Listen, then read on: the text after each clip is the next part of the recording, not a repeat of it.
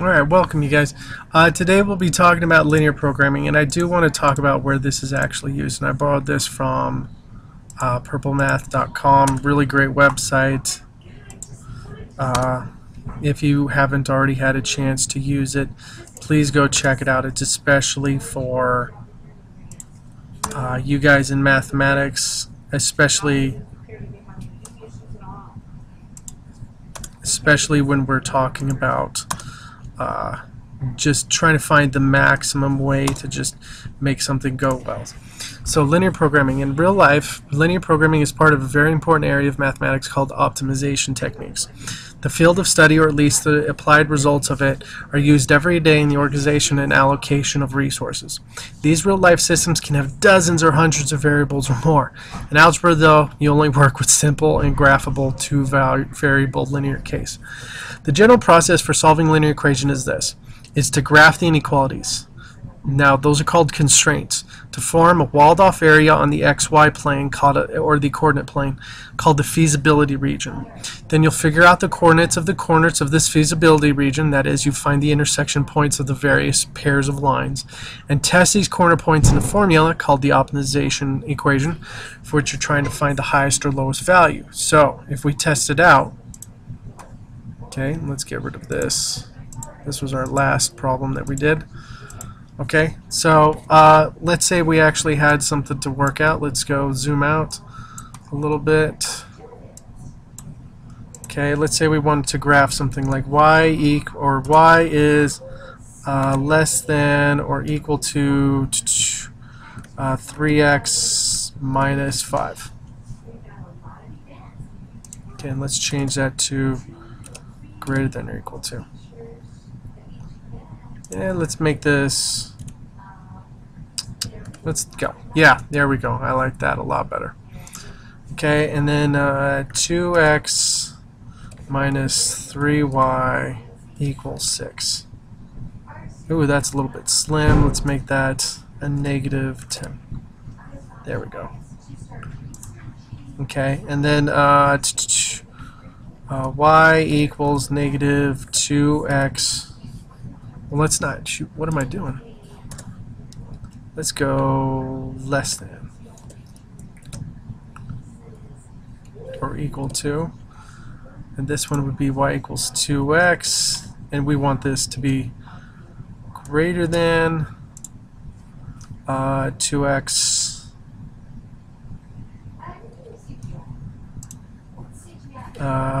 y is greater than or equal to 0. As you can see, I'm putting a lot of stuff in here, but this will help make a lot of sense when you guys get to it later. X is greater than or equals 0. And it's going to look pretty messy now, and you have to remember I'm looking for one color. So after I get done graphing everything, I'm going to make it a lot easier. Okay, so y equals negative 2x plus 15.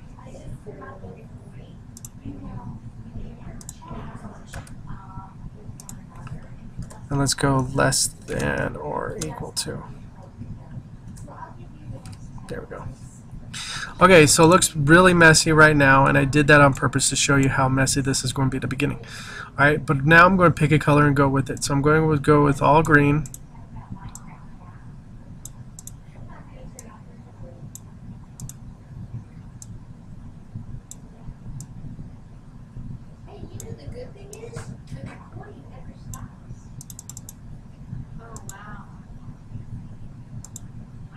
Now let's get rid of these ones. Let's just focus on these ones.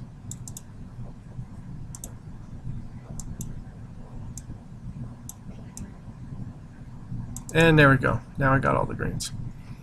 Okay, now this one's going to be kind of hard to see. Maybe doing 6 of them wasn't helpful. So let's get rid of these. Let's just assume all positives. Okay, and let's go.